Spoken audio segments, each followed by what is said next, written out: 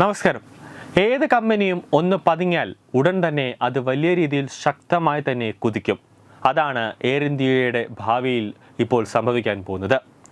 2 ദശകത്തിനിടെ ഉണ്ടായ ഏറ്റവും വലിയ വിമാന ദുരന്തമായിരുന്നു ഗുജറാത്തിലെ അഹമ്മദാബാദിൽ സംഭവിച്ചത്. ഇനി എയർ ഇന്ത്യക്ക് തിരിച്ചു വരാൻ കഴിയുമോ എന്ന ചോദ്യമാണ് വിമാനപ്രേമികൾ ചോദിക്കുന്നത്. 1 കോടി നഷ്ടപരിഹാരം വെച്ച് 249 പേർക്ക് നൽകുമെന്ന് എയർ ഇന്ത്യ പ്രഖ്യാപിച്ചിട്ടുണ്ട്. ഇതിൽ വിമാനം ചെന്ന് ഇടിച്ചത് ഒരു മെഡിക്കൽ കോളേജ് ഹോസ്റ്റലാണ്. ആ ഹോസ്റ്റലിൽ മരിച്ച മെഡിക്കൽ കോളേജിലെ വിദ്യാർത്ഥികളും ഉൾപ്പെടുന്നുണ്ട്. നഷ്ടപരിഹാരം ഇതിൽ അവസാനിക്കുമെന്ന് തോന്നുന്നില്ല എന്നാണ് പുറത്തുവരുന്ന വിവരം. പരിക്കേറ്റവരുടെ ചികിത്സയും മറ്റുമായി വലിയൊരു തുക ചെലവഴിക്കേണ്ടി വരും. ഇതിനെല്ലാം അപ്പുറമാണ് സുരക്ഷിതമായ വിമാനയാത്ര നൽകാൻ കഴിഞ്ഞില്ല എന്ന വലിയ പരാജയഭാരം. ഇത് എയർ ഇന്ത്യ എന്ന ബ്രാൻഡിനെ തന്നെ തകർക്കുന്ന സ്ഥിതികൾ എത്തിച്ചിരിക്കുകയാണ്. ഈ തകർച്ചയിൽ നിന്നും എയർ ഇന്ത്യ കരകയറുമോ? 1932 എയർ ഇന്ത്യ പിറന്നത്. JRD ടാറ്റയാണ് ഇതിന്റെ സ്ഥാപകൻ. നല്ലൊരു പൈലറ്റായിരുന്ന ഇദ്ദേഹം ആദ്യകാലം തന്നെ എയർ ഇന്ത്യ വിമാനം പറത്തുക പോലും ചെയ്തിരുന്നു. പക്ഷേ 1953 എയർ ഇന്ത്യ ദേശസാൽക്കരിക്കപ്പെട്ടു. അതോടെ ടാറ്റയുടെ കയ്യിൽ നിന്നും ഈ കമ്പനി നഷ്ടമായി. എയർ ഇന്ത്യ സർക്കാരിന്റെ സ്ഥാപനമായി മാറി. പിന്നീട് എയർ ഇന്ത്യയുടെ നാശമായിരുന്നു. എയർ ഇന്ത്യയിൽ ടാറ്റ വളർത്തിയ എല്ലാ നന്മകളും കൈമോശം വന്നു. ഒടുവിൽ 70,000 കോടി രൂപ നഷ്ടമുള്ള ഒരു കമ്പനിയായി എയർ ഇന്ത്യ മാറി. പക്ഷേ പുതിയ കാലത്തിന്റെ സ്വപ്നവുമായി വന്ന ടാറ്റയുടെ പുതിയ സാരഥിയായ രത്തൻ ടാറ്റയ്ക്ക് ഒരു സ്വപ്നമുണ്ടായിരുന്നു. ആഗോളതലത്തിൽ അഭിമാനമായി അറിയപ്പെടുന്ന ഒരു ടാറ്റ വിമാന കമ്പനി.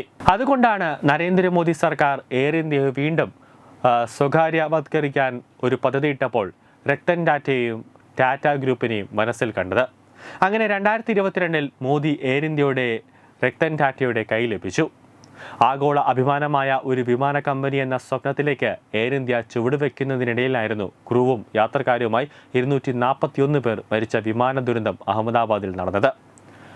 എയർ ഇന്ത്യയോട് അപകടത്തെക്കുറിച്ച് റിപ്പോർട്ട് നൽകാൻ ഇന്ത്യയിലെ വ്യോമയാന മേഖലയെ നിയന്ത്രിക്കുന്ന DGCA ആവശ്യപ്പെട്ടിരിക്കുകയാണ്. ടാറ്റയുടെ മിക്ക കമ്പനികളുടെയും ഓഹരി വില തകർന്നു. വിമാന ദുരന്തം മൂലം ബുക്കിംഗുകൾ കുറഞ്ഞു. അതിനിടെ ബോംബ് ഭീഷണിയെ തുടർന്ന് വിമാനം താഴെ ഇറക്കേണ്ടി വന്നു. അപകടത്തിൽ പരിക്കേറ്റവർക്ക് വൻ നഷ്ടപരിഹാരം നൽകണം. ആത്മവിശ്വാസം നഷ്ടപ്പെട്ടാൽ വിമാന കമ്പനി തകരുമെന്നതിൽ സംശയമില്ല. ഇതിന് ഉദാഹരണമാണ് മലേഷ്യൻ എയർലൈൻസ് കമ്പനിയുടെ കഥ. വലിയ പ്രതാപം പുലർത്തിയിരുന്ന മലേഷ്യൻ എയർലൈൻസിന്റെ ഒരു വിമാനം കാണാതായി. മറ്റൊരു വിമാനം വെടിവെച്ച് വീഴ്ത്തപ്പെട്ടു. അതോടെ ഈ വിമാന കമ്പനി ദുരിതത്തിലായി അടച്ചുപൂട്ടി. പിന്നീട് റീബ്രാൻഡ് ചെയ്യേണ്ടതായി വന്നു. ഇതേ ഗതി എയർ ഇന്ത്യക്ക് വരുമോ?